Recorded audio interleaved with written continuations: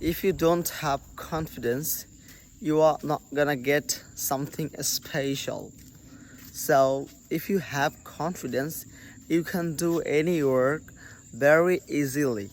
So if you want to learn spoken English and if you want to do something better, first of all, you have to make yourself as a confident person. So there is a fact here. With confidence, we can do any work very easily. So there is a real thing, and I have got so many proofs on this matter that confidence play a big role in our life. And in this case, to learn spoken English, obviously you need to be a confident person, and then you should start your journey. It can be any journeys.